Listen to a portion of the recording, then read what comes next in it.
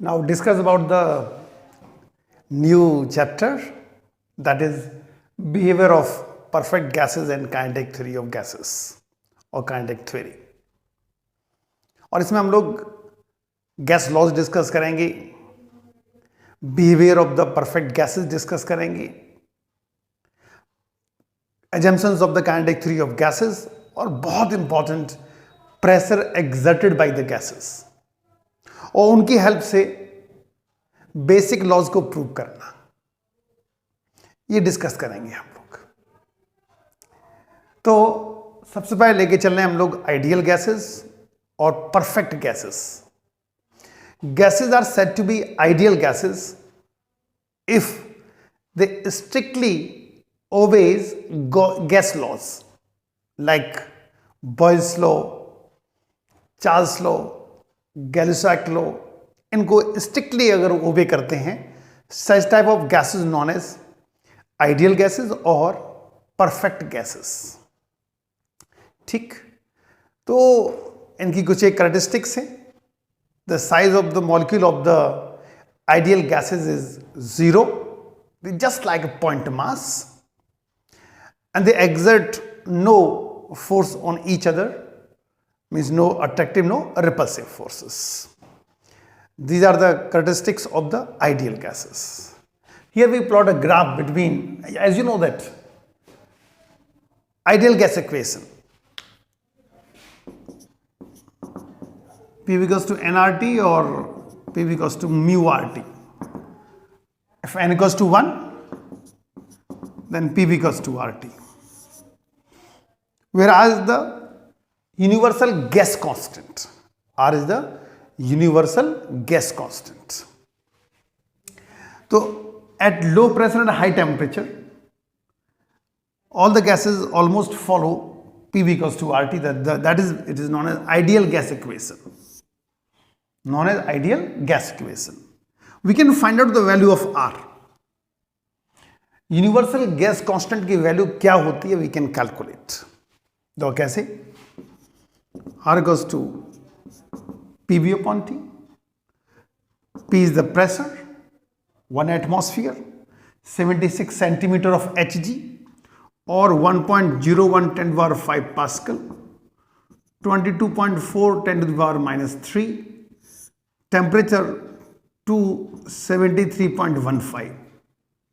जब उसको सॉल्व करेंगे तो 8.31 जूल पर मोल पर केल्विन आएगा।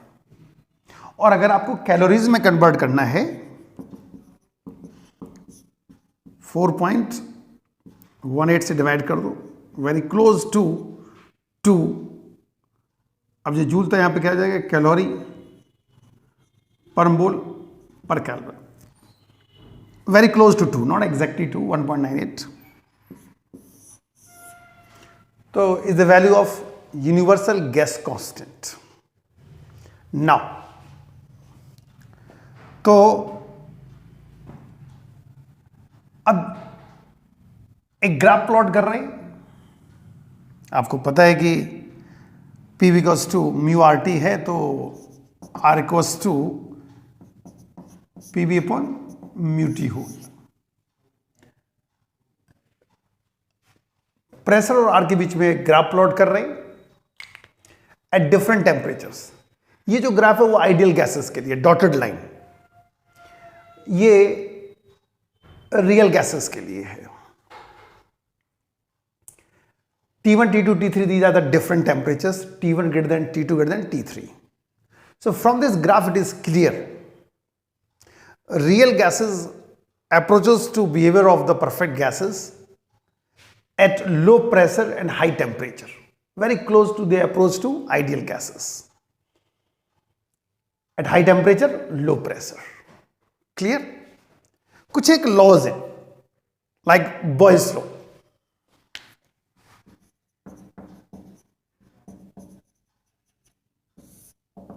Boyle's law. For a given mass of a gas, at constant temperature, pressure inversely proportional to volume. If T constant, P inversely proportional to V. At constant temperature for a given mass of a gas, pressure inversely proportional to volume or volume inversely proportional to pressure. ये graph boys law का है. Dotted lines जो है वो perfect gases के लिए, ideal gases के लिए, और ये बाकी की रियल गैसेस के लिए. तो आप देखें कि at high temperature, low pressure, they are very close to the real gases. ये डॉटेड लाइन आप देख रहे हैं वो परफेक्ट गैसेस के लिए, रियल गैसेस के लिए. और लो टेम्परेचर पर फिर ये दोनों एक दूसरे के काफी क्लोज नहीं होते हैं. तो ये ग्राफ जो देख रहे हैं आप, it's for boys law. Clear? At low pressure, high temperature, real gases और परफेक्ट गैसेस, आइडियल गैसेस, वो काफी सिमिलर हो जाते हैं. दे ओबे बॉयस लॉ. नाउ एक होता है Charles law.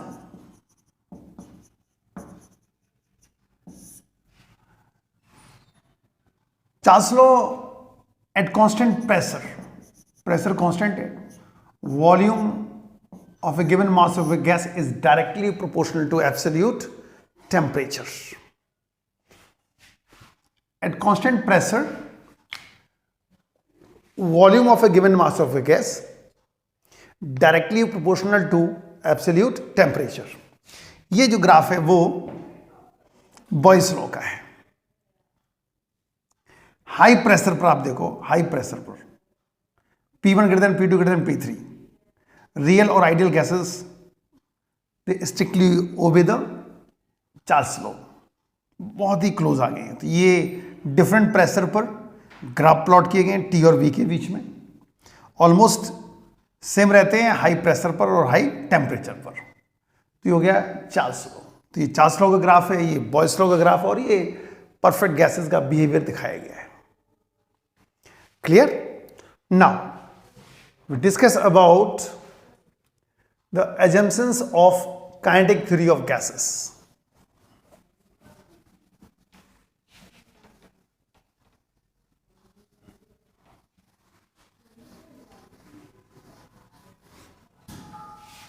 The assumptions of kinetic theory of gases.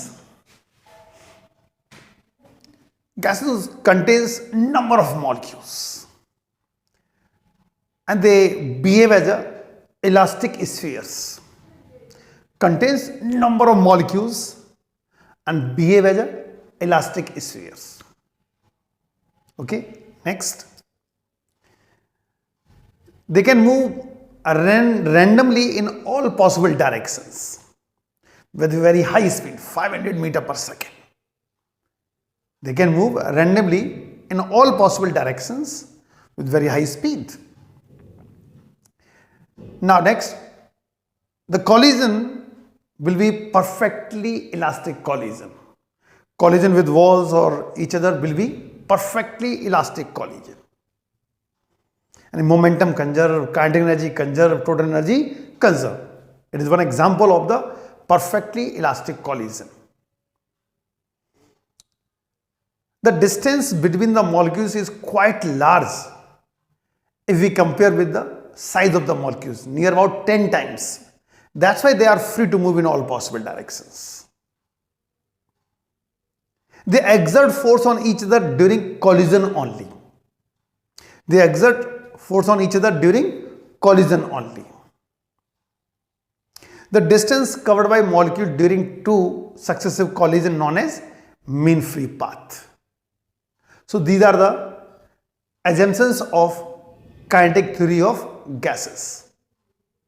और अब लेके चल रहे हैं हम लोग बहुत ही important, that is pressure exerted by the gases. Very important derivation.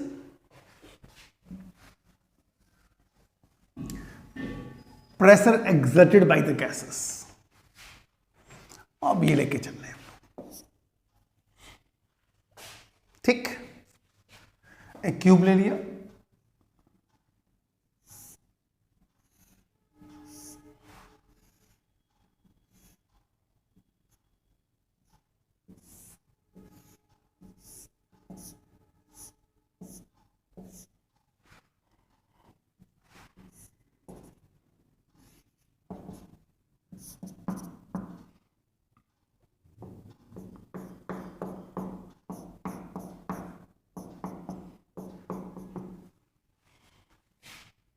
There are so many molecules, they can move in all possible directions.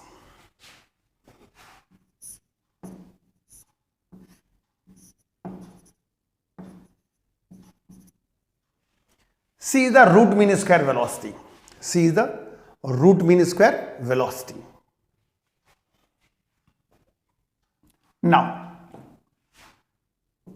suppose we assume that a one molecule moves initially with velocity Vx1 in x direction.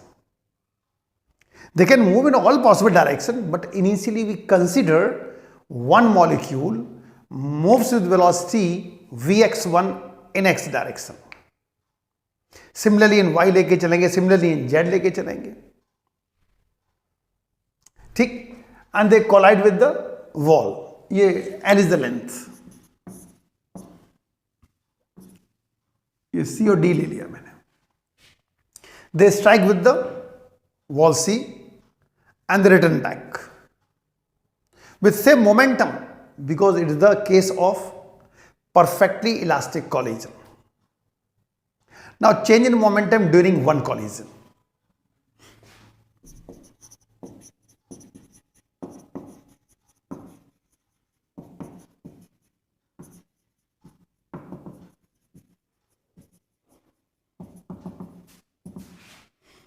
Minus m Vx1 minus m Vx1 minus 2m Vx1.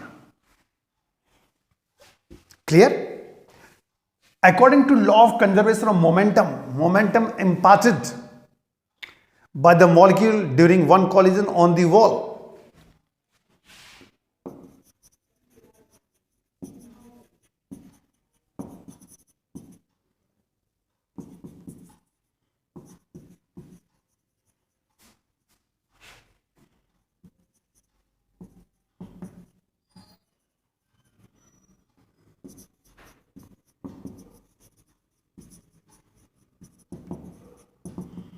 plus 2m Vx1. ठीक. Now after covering 2L distance, this molecule again collide with the same wall. So time during one collision.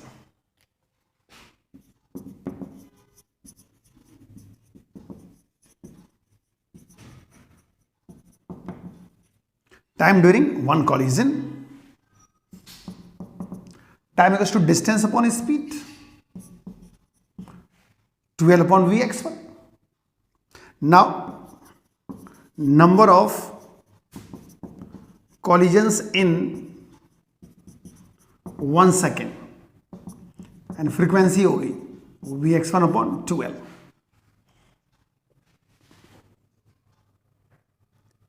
Now change in momentum in 1 second.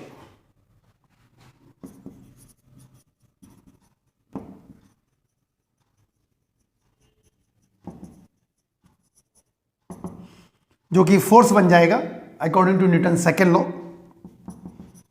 Fx1 2m Vx1 into Vx1 upon 2L, और it is m Vx1 का square upon 2L upon L. For n particles,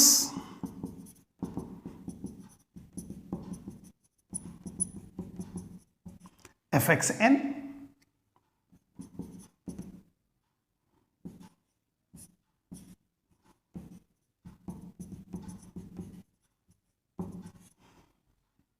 ठीक. Now pressure in x direction.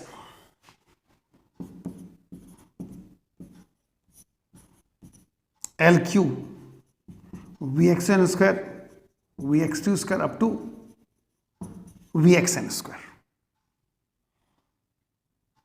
n से multiply n से divide कर दो.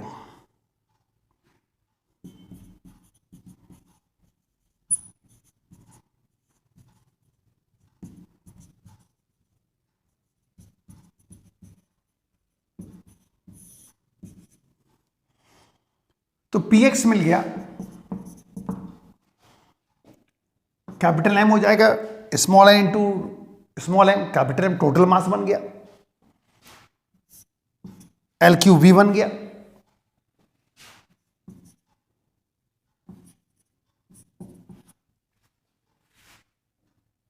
Square mean velocity बनेगी in X direction. Similarly P Y देखो क्या आएगा, M upon V, V Y square mean लग गया। पी जेड क्या होगा,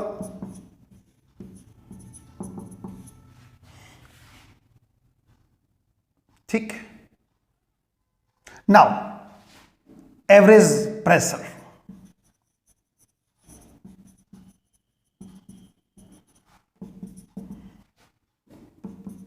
P X plus P Y plus P Z by 3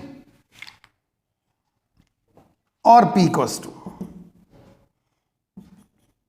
M upon 3V, V X का square, we Y का square, V Z का स्क्वायर, ये रूट। अब इसकी जगह हम लोग लिखते हैं सी स्क्वायर, सी स्क्वायर, क्योंकि यहां जो सी है actually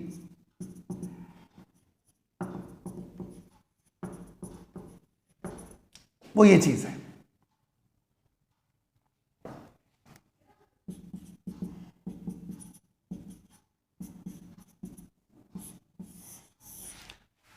where c is the root mean square velocity, c is the root mean square velocity। जो प्रेशर एक्सर्ट हुआ वो आ गया 1/3 m upon v c square.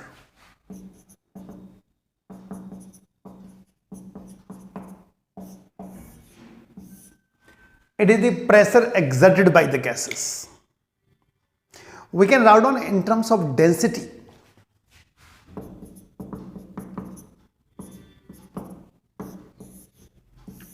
One by 3 और रो सी स्क्वायर। क्लियर, दोबारा देख लो। एक क्यूब ले लिया, साइड लेंथ L है, it contain number of molecules and each molecule can move in all possible directions. We assume only one molecule moves in x direction initially with velocity vx1. तो momentum क्या होगा, mvx1. When it collide with the wall C, return back with the same momentum because it is a case of perfectly elastic collision. और elastic भी होता तब भी momentum conserve रहता है। तो change in momentum during one collision हो जाएगा -2mvx1 according to law of conservation of momentum. Momentum imparted by the molecule on the wall during one collision will be 2mvx1. This molecule after covering 2l distance again collide with the same wall. So time during one collision will be 2l upon vx1. Now number of collision in 1 second means frequency, reciprocal हो जाएगा vx1 upon 2l. So force exerted by the molecule on the wall will be, इसको आपको पता है rate of change of momentum known as force, multiply कर दिया तो आ गया mvx1 स्क्वायर बाई l। ये एक मॉलिक्यूल का था। फॉर n मॉलिक्यूल्स तो n के लिए लिख दिया। प्रेशर निकालना है तो एरिया से डिवाइड कर दिया तो L3 बन गया, n से मल्टीप्लाई n से डिवाइड कर दिया, ये टोटल मास बन गया, ये वॉल्यूम बन गया, और ये root mean square velocity in x direction बन जाएगी। Mean square velocity in x direction लिख दिया मैंने। Similarly for y, similarly for z। Average pressure निकालने हैं, सबको ऐड कर दिया तो आ गया 1/3 m upon v c square, where c is the root mean square velocity. In terms of density लिख दिया तो 1/3 और rho C square. It is the pressure exerted by the gas. तो बहुत इंपॉर्टेंट डेरिवेशन है, और अब इसकी हेल्प से कुछ एक और डेरिवेशंस लेके चल रहे हैं हम लोग।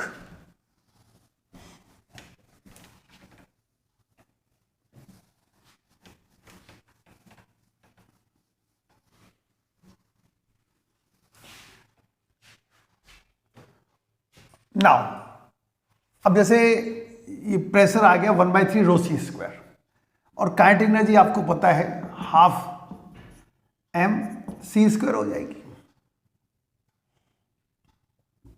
ठीक है।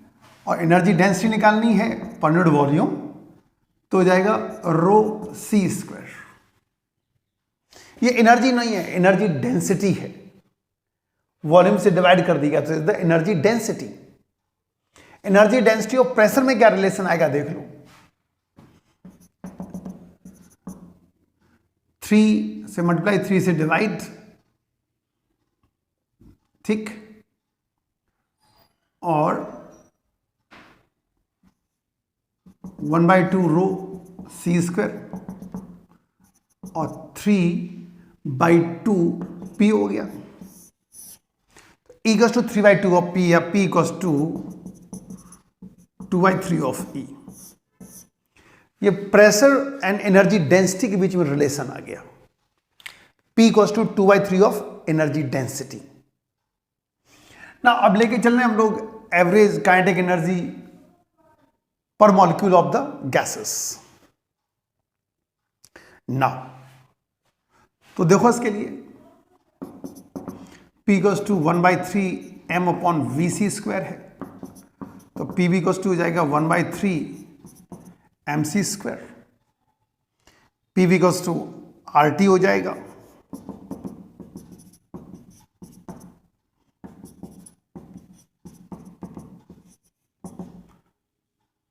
ठीक,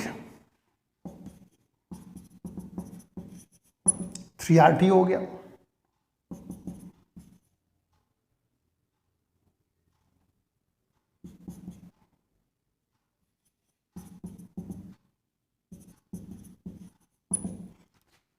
वन बाई टू से मल्टीप्लाई कर दिया, यहां एवोगाड्रो नंबर यूज कर लिया,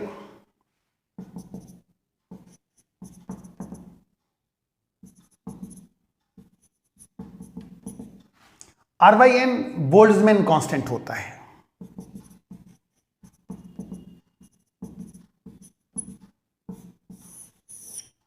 तो half M C square to 3/2 KT, where K is the Boltzmann constant.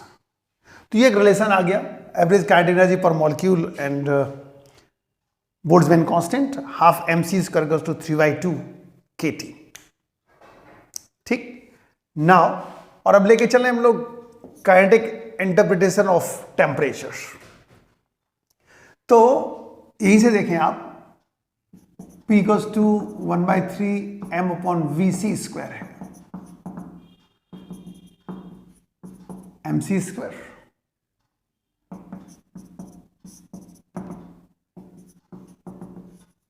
Are T हो गया,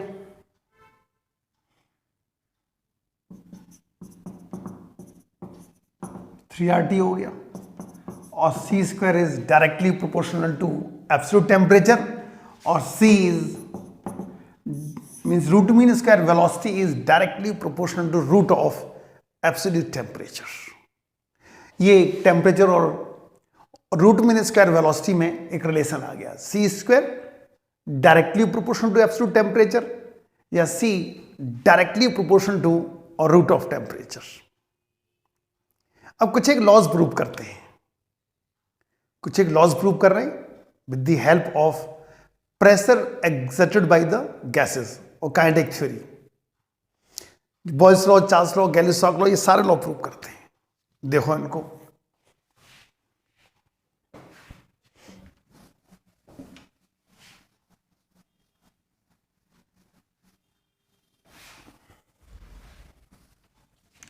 तो पहले हम लोग लेके चल रहे हैं बॉयल्स लॉ।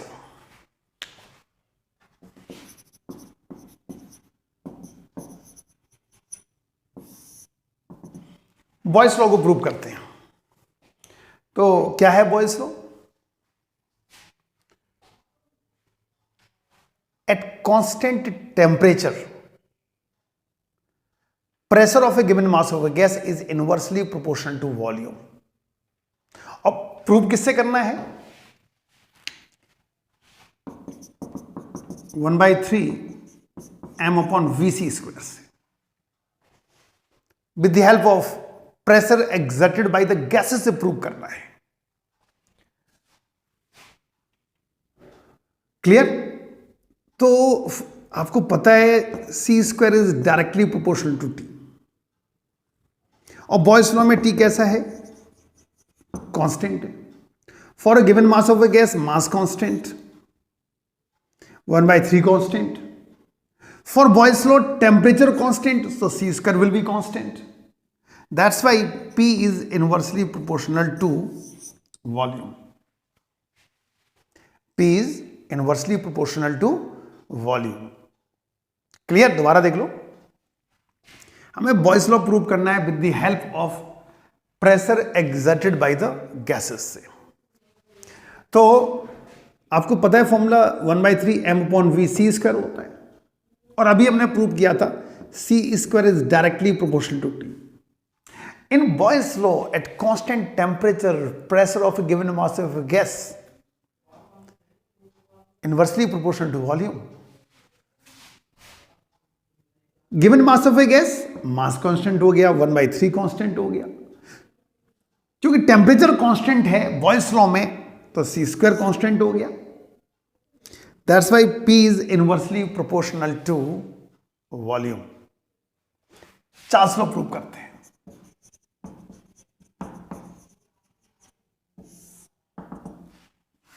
चार्ल्स लॉ, तो चार्ल्स लॉ आपको पता है क्या है?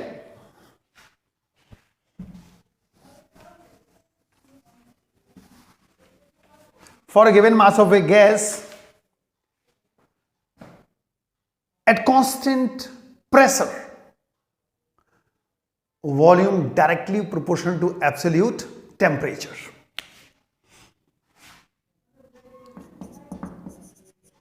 P constant, V directly proportional to T, ये प्रूव करना है, और वो भी P equals to 1/3 m/v c square से, इससे प्रूव करना है। तो V इक्वल्स टू, ये हो गया, P कांस्टेंट है। For given mass of a gas, mass constant, तो V क्या आ गया? Directly proportional to c square, and as we know that c square is directly proportional to t, that's why V directly proportional to t, hence proved. Prove हो गया, ठीक।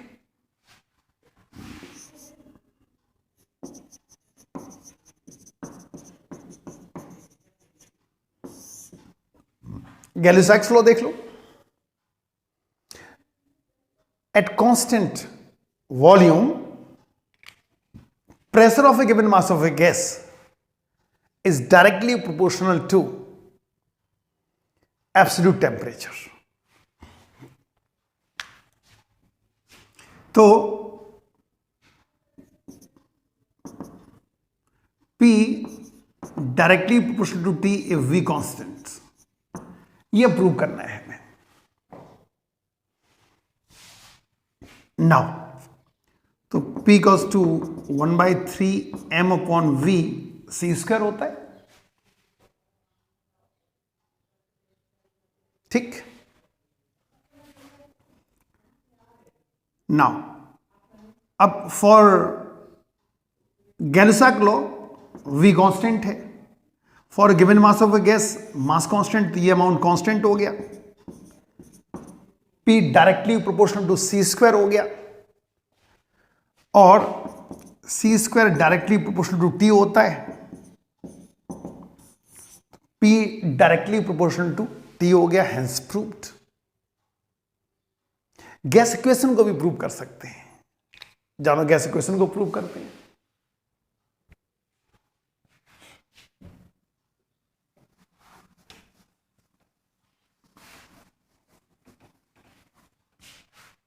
आपको पता है गैस इक्वेशन जो होता है वो P इक्वल्स टू nRT, अगर n1 है तो RT हो जाएगा। P equals to 1/3 m/v c square.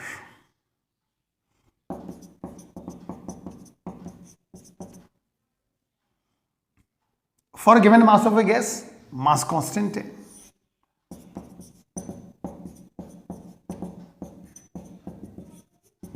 और P V equals to R T.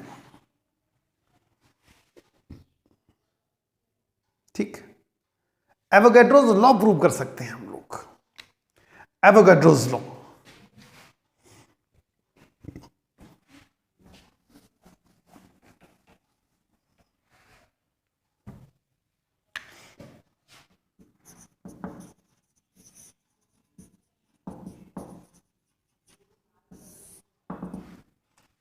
Avogadro's law. At similar conditions,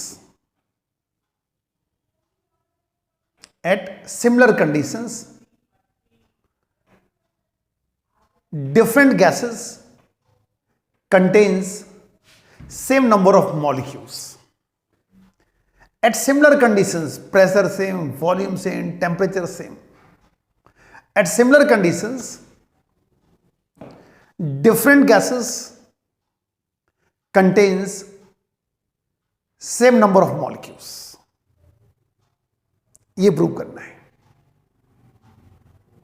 ठीक, तो P equals to 1/3 N1 M1 C1 square upon V1 हो गया। P2 हो जाएगा 1/3 N2 M2 V2 C2 square. और similar conditions हैं तो N1 M1 C1 स्क्वायर हो जाएगा N2 M2 C2 स्क्वायर, क्योंकि प्रेशर सेम होगा, वॉल्यूम सेम होगा, और चूंकि टेम्परेचर सेम है तो काइनेटिक एनर्जी भी सेम होगी।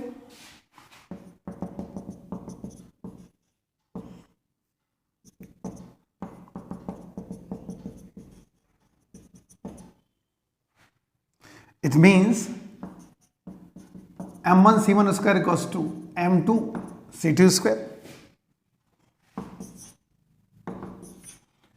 फर्स्ट को सेकंड से डिवाइड कर दो,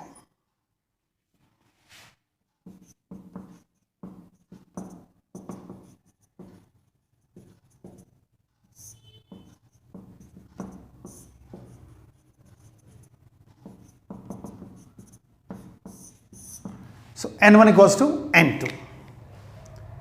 और ये आपको पता है कि एवोगैड्रोस लॉ था कि similar conditions, pressure of a given mass of a gas, नहीं, similar conditions different gases contains same number of molecules. ये प्रूव हो गया। Pressure activated by the gases, P1 P2 बराबर है, V1 V2 बराबर होंगे, ये आ गया। टेम्परेचर सेम है तो काइनेटिक एनर्जी सेम होगी, half M1 C1 square half M2 C2 square, ये आ गया। दोनों को डिवाइड कर दिया तो मिल गया N1 इक्वल्स टू N2। तो इस तरह हम लोग बेसिक लॉज को हम लोग प्रूव कर सकते हैं। ऐसे ही ग्राम्स लॉ ऑफ डिफ्यूजन हो जाएगा, Dalton pressure partial pressure law है, ये सारे प्रूव हो जाया करते हैं with the help of pressure exerted by the gases। Clear?